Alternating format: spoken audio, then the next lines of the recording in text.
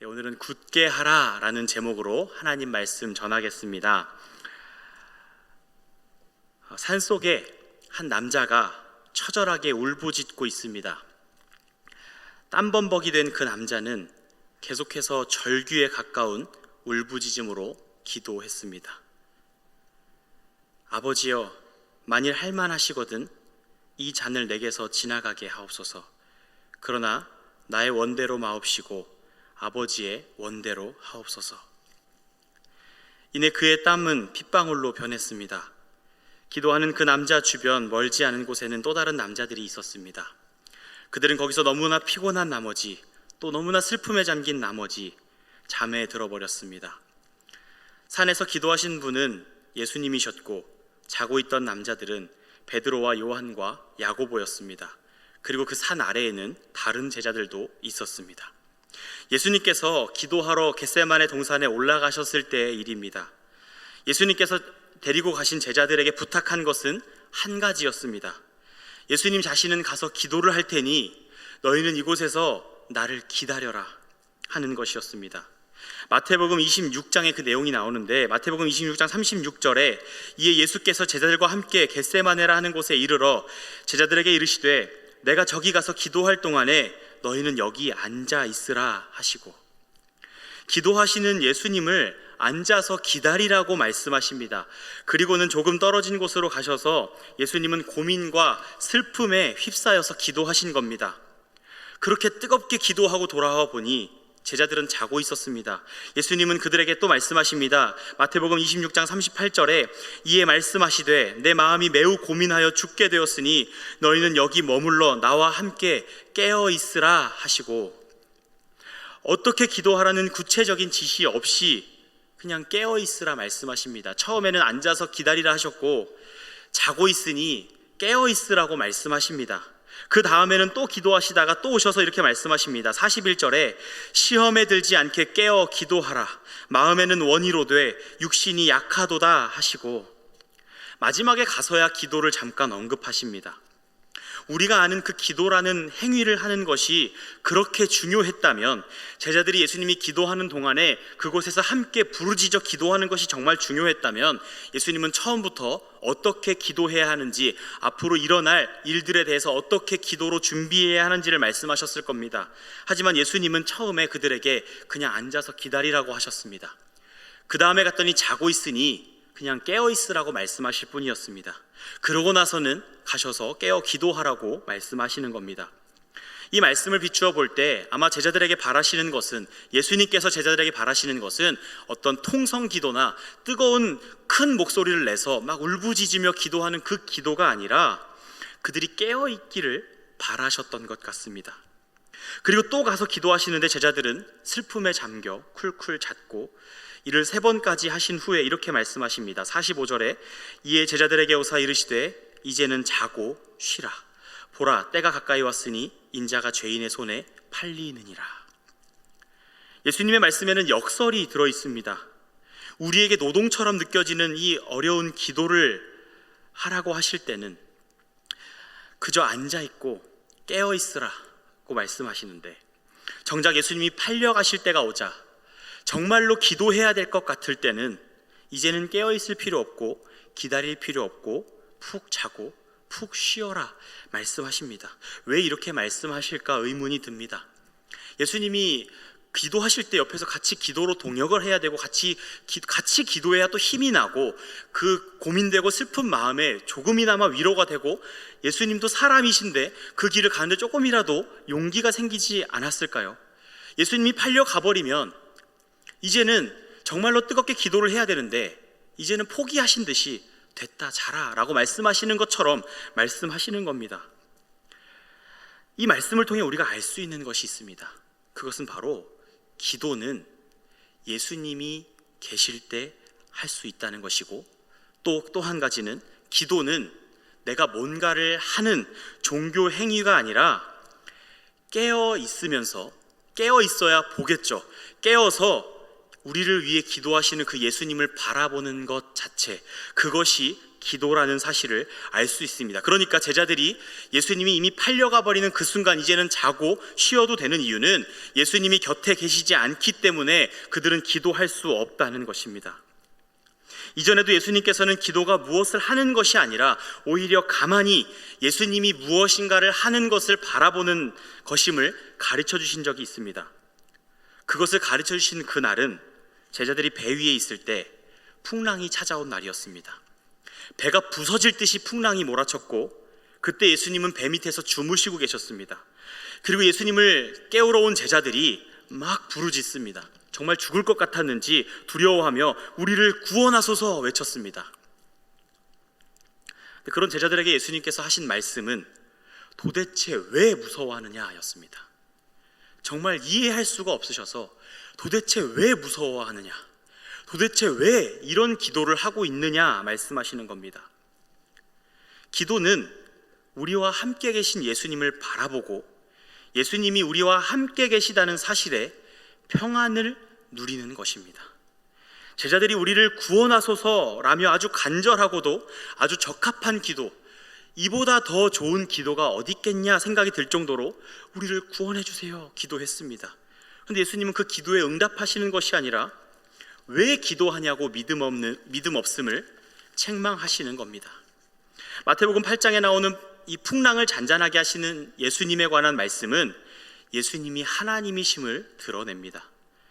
그래서 이 기도는 이 하나님이신 예수님 앞에 서서 어떠한 인생의 풍랑이 찾아온다 할지라도 그 풍랑이 우리를 삼키지 못할 것이라는 확신을 가지고 그 우리를 삼키지 못하는 이 세상 어떤 풍랑도 우리를 삼키지 못하는 이유는 예수님이 하나님이시며 그 하나님이 우리와 함께 하시기 때문이라는 사실을 기억하고 그 예수님을 바라보는 것이라는 사실을 가르쳐 주셨습니다. 베드로전서를 기록한 베드로에 대해서 조금 이야기를 해보려고 합니다. 이 베드로는 방금 앞에서 말씀드렸던 겟세마네 동산에서 예수님께서 기도하실 때 거기에 있다가 잠들었었고, 그리고 그는 풍랑을 맞은 배에서도 그곳에서 일어나는 모든 일을 겪었을 것입니다.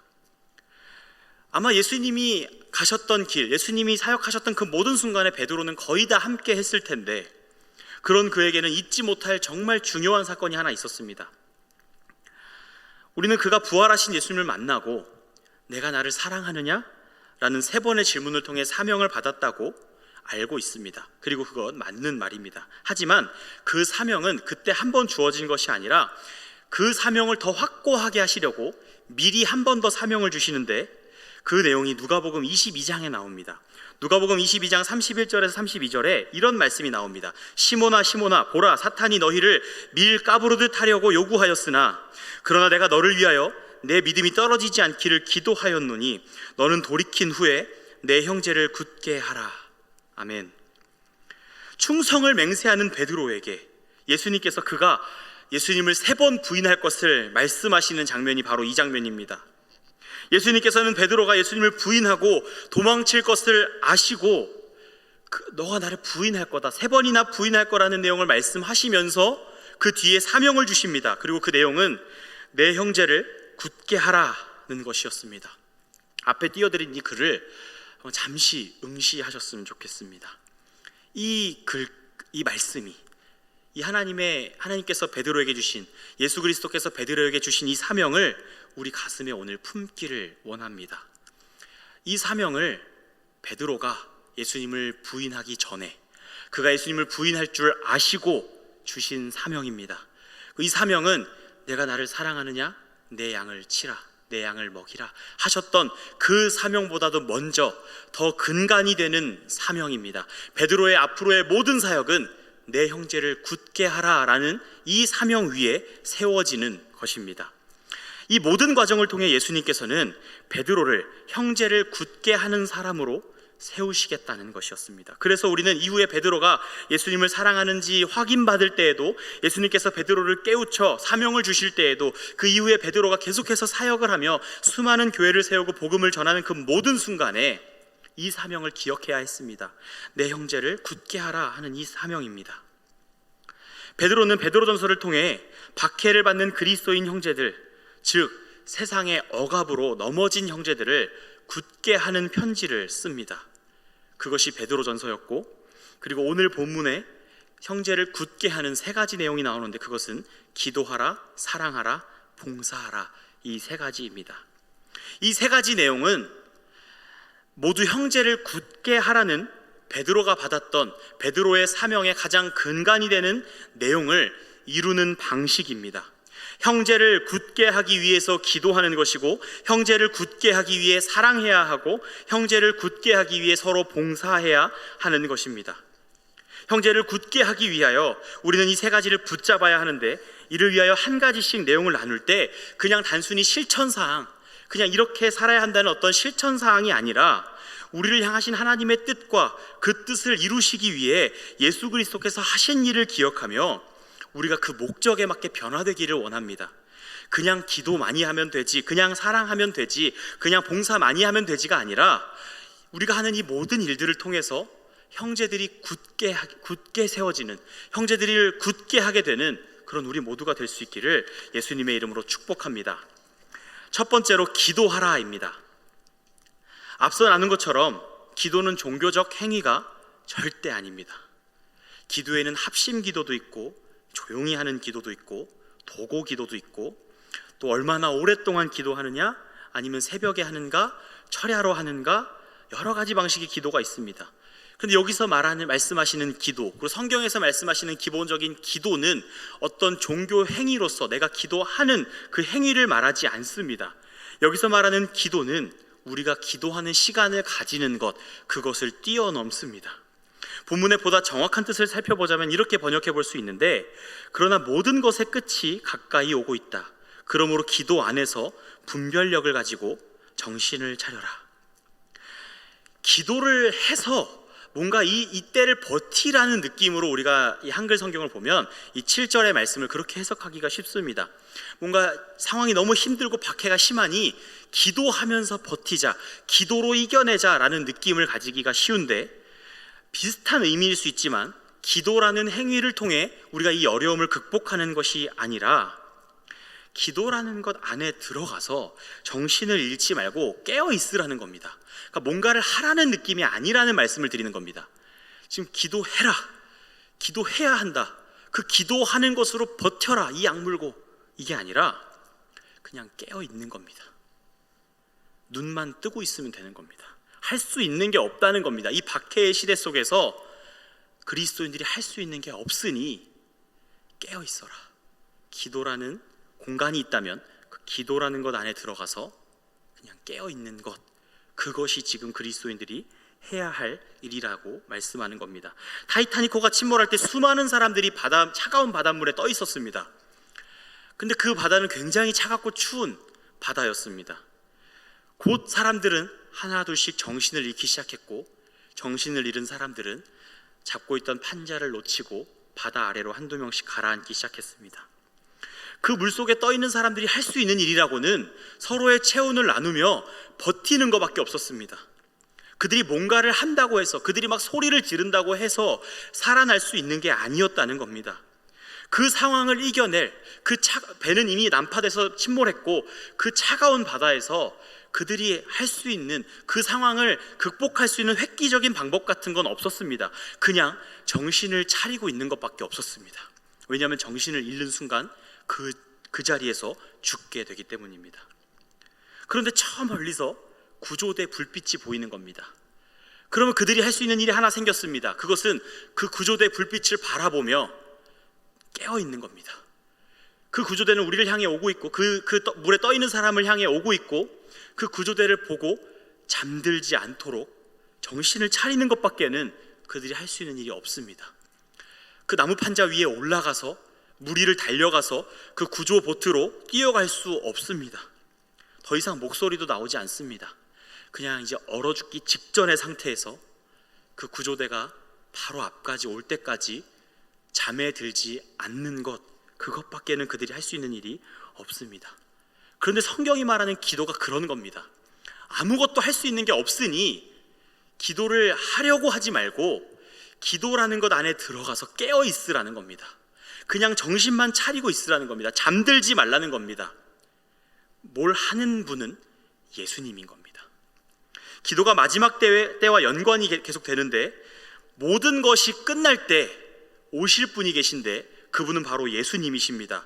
그리고 우리는 지금 당하고 있는 고난에 집중하다가, 지금 현재 우리가 당하고 있는 그 어려움에 집중하다가 정신을 잃고 혼란 속에 빠져서 모든 것이 끝날 때 완전히 죽어있는 상태로 발견되는 것이 아니라 모든 것이 끝날 때 오실 그 예수님을 바라봐야 합니다. 예수님의 다시 오심은 그저 구조대가 오는 느낌과는 다릅니다. 구조대가 오기 전에 잠들면 죽습니다. 그런데 예수님이 가까이 오신다는 것은 예수님이 이미 우리를 구원하셨고 우리를 구원하신 그 예수님을 기다리는 우리가 그 마지막이 가까이 올 때 그 예수님을 바라보며 그 마지막까지 이미 받은 구원을 붙잡는다는 뜻입니다. 마지막이 가까이 오고 있다는 것은 예수님이 가까이 오신다는 말과 똑같습니다. 그리고 마지막을 바라본다는 것은 예수님을 바라본다는 말입니다. 고난당할 것을 각오하고 예수님 믿으셨죠? 예수님 믿고 잘 먹고 잘 살려고, 예수님 믿으면 복 받는다더라, 예수님 믿으면 이 세상에서 잘 먹고 잘 산다더라 라고 생각해서 예수님 믿으셨다면 이제는 바뀌셔야 됩니다. 예수님 믿고 이제는 고난당할 각오를 하고 예수님을 믿으셔야 됩니다. 아무리 우리나라가 잘 먹고 잘 살게 되었어도 예수님을 믿는 것, 진리를 따라 살아가는 것은 기본적으로 고난을 수반할 수밖에 없습니다. 그래서 예수님을 믿을 때 우리는 고난당할 각오를 해야 되는데, 그 고난 속에서 우리가 할 수 있는 것이라고는 예수님께 집중하는 것밖에 없다는 겁니다. 고난에 집중하는 순간 잠들면 죽습니다.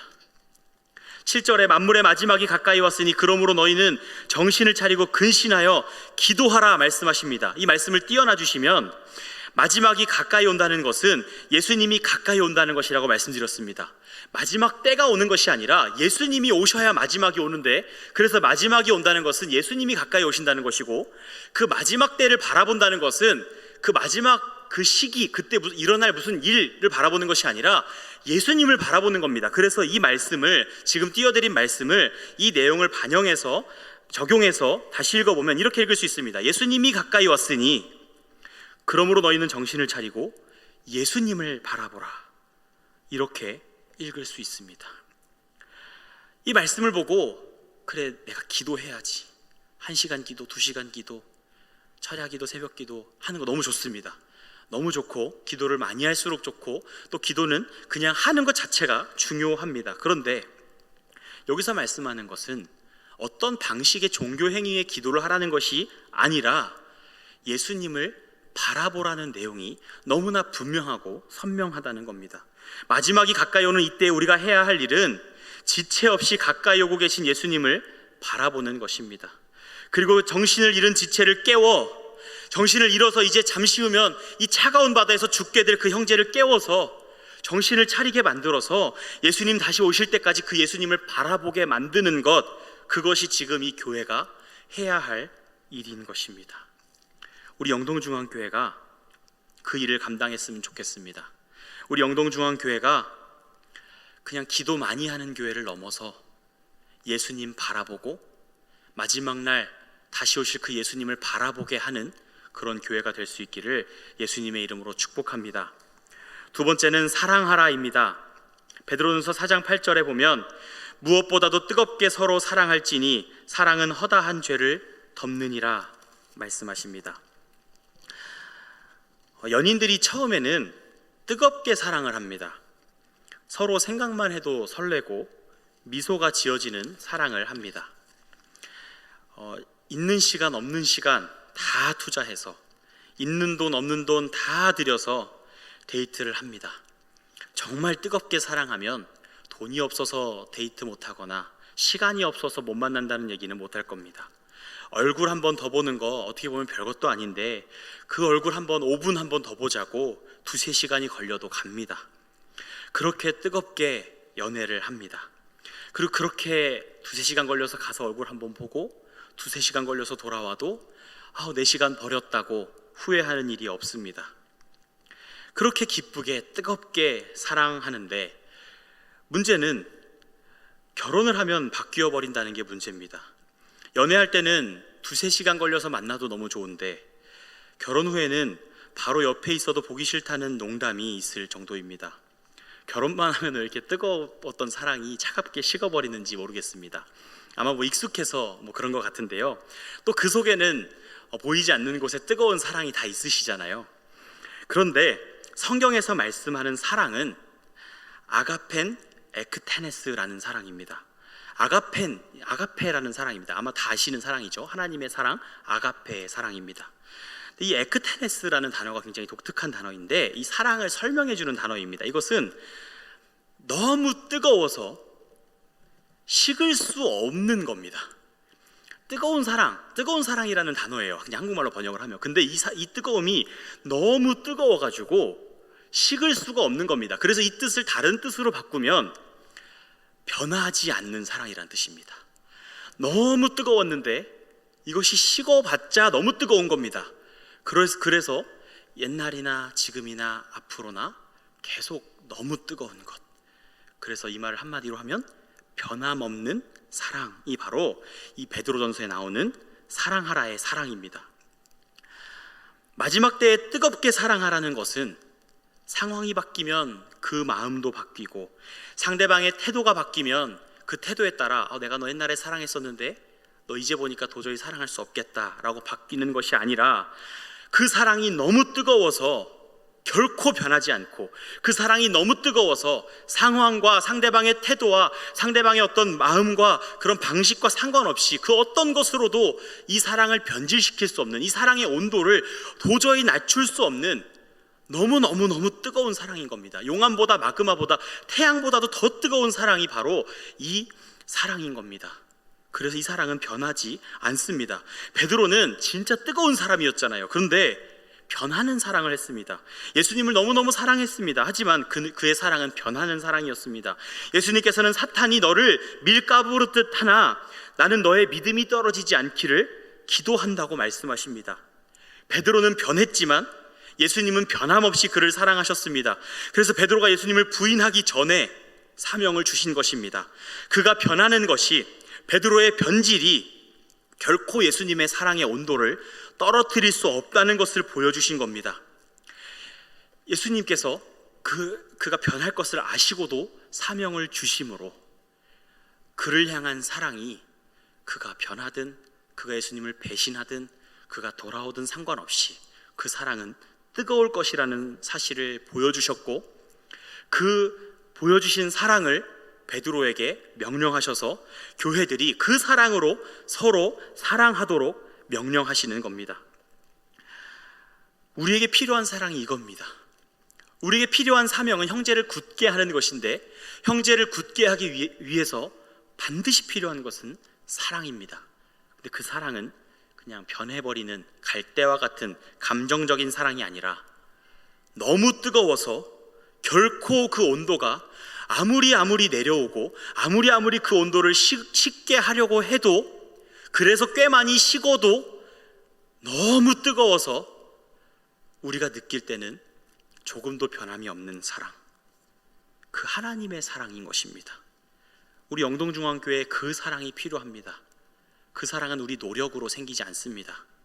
하나님만이 그 사랑을 가지고 계시기 때문입니다. 그 하나님의 사랑이 오늘 이 시간 우리 영동중앙교회 가운데 부어져서 그 사랑으로 형제를 굳게 하고, 연약한 지체, 뭔가를 잘하는 지체, 서로 다른 모습으로 신앙생활을 하지만 그 조건과 태도와 상황과 상관없이 하나님의 그 뜨거운 사랑으로 그 허다한 죄를 다 덮는 그 교회가 바로 우리 영동중앙교회가 되기를 소원합니다. 마지막으로 봉사하라입니다. 베드로전서 4장 10절에 보면 각각 은사를 받은 대로 하나님의 여러 가지 은혜를 맡은 선한 청지기 같이 서로 봉사하라 말씀하십니다. 귀하게 하나님의 사역을 감당하고 있는 한 청년을 제가 어제 만났습니다. 우리 교회 청년은 아닌데요, 이제 그 청년이 섬기는 교회에서 매년 2번씩 국내 전도를 나가는데, 자신이 속한 팀에서 매년 이제 한 번 강릉에 있는 교회에 가서 전도를 하고 그 교회 목사님을 돕고 이렇게 돌아온다고 합니다.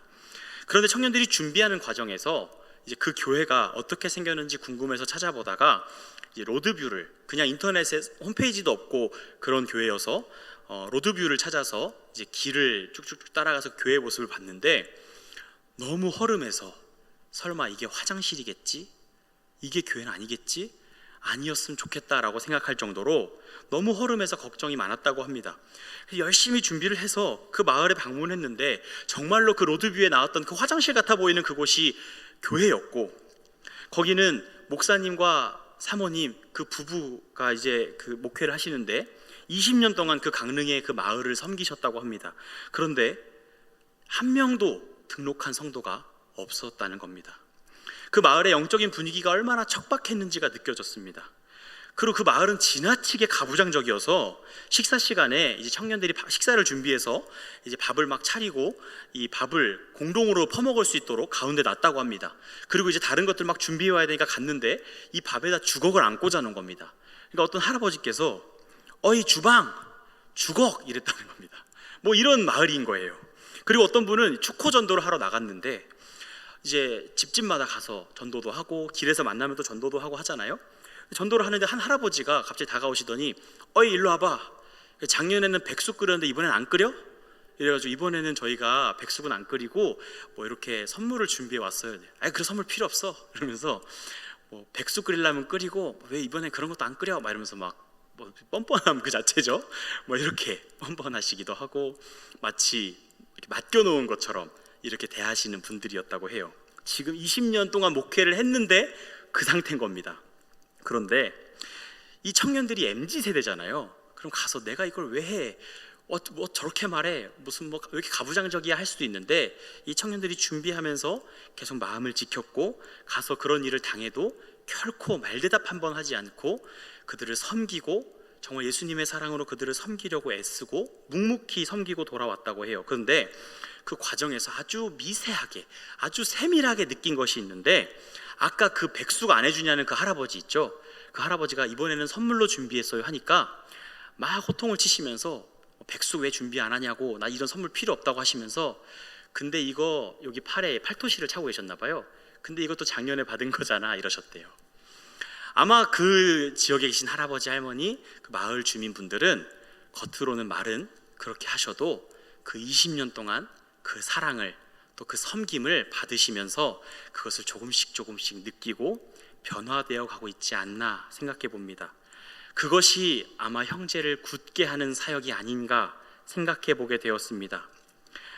아무 변화가 없는 것 같지만 그 마을 분들은 점점 청년들을 은근히 기다리고, 그리고 그 청년들은 1년에 한두 번 가서 섬기고 돌아오지만 20년 동안 하루도 빠짐없이 그곳에서 사시면서 그곳에서 농사를 지으시면서 그 마을 주민들을 섬기고 있는 그 목사님이 안 계시다면 아마 그 마을 주민분들은 굉장히 섭섭하실 겁니다. 말은 그렇게 투박하게 하셔도 그 속은 조금씩 예수님을 향해 세워져 가고 있다고 그런 마음이 들었습니다. 20년을 봉사했습니다. 그 형제들을 굳게 하기 위하여. 사실 형제 같지도 않은 그 형제들, 뻔뻔하기 그지없는 그 마을 사람들, 예수님 안 믿으면 형제 아닌 거 아닌가? 라고 생각할 법도 한 그 마을에서 그 목사님 부부는 등록교인 한 명도 없는 그 교회를 20년을 섬겨왔습니다. 앞으로 얼마나 더 오래 섬겨야 될지 모릅니다.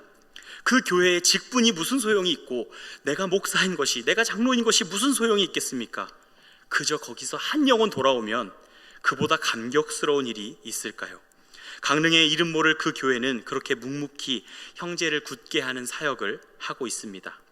봉사는 어떤 일을 잘 만들어내서 하는 게 아닙니다. 봉사는 형제를 굳게 하기 위해 그 형제를 섬기는 겁니다. 그것이 20년이든 30년이든 섬기는 겁니다. 사랑하는 성도 여러분, 지금 이 자리에 모인 성도님들께서는 올해 어떤 봉사를 맡으셨습니까? 또 어떤 직분을 맡으셨습니까? 혹시 장로님이십니까? 뭐 안수 집사님이십니까? 뭐 권사님이십니까? 뭐 이런 표현 죄송하지만 혹시 아무것도 아니십니까? 그게 중요한 게 아닙니다. 교회는요, 우리의 섬김을 통해 내가 어떤 봉사를 지원하고 그 봉사를 하고 있냐가 아니라 내가 뭘 하고 있든 그 자리에서 형제를 굳게 하고 있는가, 그것을 점검해야 하는 겁니다. 우리의 봉사의 목적은 내가 이만큼 섬겼고 내가 이만큼 이 자리에 올라왔어가 아니라 내 봉사가 크든 작든 드러나든 드러나지 않든 상관없이 나의 이 작은 섬김을 통해, 때로는 엄청나게 큰 섬김을 통해, 그게 규모와 크기와 상관없이 그 일을 통해 한 사람이라도 굳게 세워지고 있는가, 그것이 중요한 것입니다. 직분과 역할, 그리고 우리가 하는 모든 공식적 비공식적 봉사는 모두 형제를 굳게 하기 위한 것입니다. 그리고 그 방식은 청지기의 방식을 따라야 합니다. 잠시 주인의 것을 맡은 것입니다. 내 것이 아닙니다. 주인에게 뜻이 있어서 우리를 그 자리에 배치한 것입니다. 모든 일을 통해 발생하는 이득은 마지막에 전부 다 주인에게 돌아갑니다. 그 과정에서 나의 것이라고 뭔가 하나라도 감추다가 발각되면 선한 청지기가 아니라 사기꾼 청지기, 도둑질한 청지기가 되는 것입니다. 우리가 무슨 봉사를 하든 그 봉사의 목적은 형제를 굳게 세우기 위한 것이어야 합니다. 그 일이 이루어지고 있는지 돌아봐야 하고, 조금이라도 내 직분을 통해서 나를 높이는 일을 하거나 내가 하는 그 봉사를 통해서 내가 무슨 이득을 취해보려고 한다면 그것은 선하지 않은 나쁜 청지기입니다. 형제를 굳게 하라고 나에게 주신 귀한 은사를 나의 평판과 나의 안위를 위해 사용하는 횡령을 결코 저지르지 않도록 주의하시고, 형제를 굳게 하는데 온 마음을 다 하시기를 바랍니다. 말씀을 맺습니다. 사랑하는 성도 여러분, 우리 영동중앙교회 가운데 형제를 굳게 하는 일이 일어나고 있습니까? 그 일이 일어나기를 소원합니다. 아마 일어나고 있을 겁니다. 그런데 지금에 만족하지 마시고 더욱더 더 많이 더 그 목적을 향해 우리의 초점을 집중해야 합니다. 예수님은 베드로를 굳게 하시기 위해서 다양한 행사를 준비하지 않으셨습니다. 그저 십자가를 지고 묵묵히 죽으셨습니다. 매주일 예배를 하고 여러 행사들이 이루어지고 많은 일들을 하는데, 그리고 그렇게 해야 합니다. 그런데 그것이 우리가 십자가를 지고 희생함으로 형제를 굳게 하는 일로 연결되지 않는다면, 그 목적을 향해 나아가지 못한다면 우리 영동중앙교회는 그냥 이벤트 단체에 불과한 겁니다. 사랑하는 우리 영동중앙교회가 하나님을 기쁘시게 하는 교회가 되는 방법은 모든 초점을 하나님께서 주신 그 사명인 형제를 굳게 하는 일에 맞추고 하나님께 영광을 돌리는 일을 하는 것입니다. 내 계획과 지혜가 앞서게 하지 마시고, 또 반대로 내 고민과 걱정, 내가 이렇게 하면 잘 될까 하는 걱정들, 나의 믿음 없음이 하나님의, 우리의 주인이신, 우리에게 일을 맡기신, 그 사명을 맡기신 하나님의 뜻을 가리지 않도록 또 주의해야 합니다. 죄로 길을 잃어버린 형제를 붙잡고 바른 길 위에 세우고, 마지막 때 예수님 다시 오실 그 날에 그 주님을 바라보도록, 여전히 이 세상에서 어떻게 하면 잘 살지를 고민하고 있는 그 지체들을 깨워서 굳게 하는 그 일을, 예수님을 바라보게 하는 그 일을 우리 영동중앙교회가 감당했으면 좋겠습니다. 화려하지 않아도, 대단하지 않아도, 또 반대로 화려해도 대단해도 다 좋습니다. 형제를 굳게 하기만 한다면 그 주변의 것들은 별로 중요하지 않습니다. 우리 영동중앙교회가 형제를 굳게 하는 교회가 되기를 바랍니다.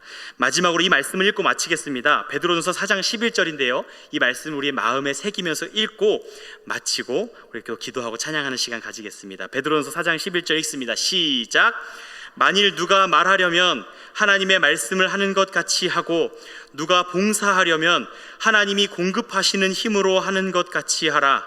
이는 범사에 예수 그리스도로 말미암아 하나님이 영광을 받으시게 하려 함이니, 그에게 영광과 권능이 세세에 무궁하도록 있느니라. 아멘.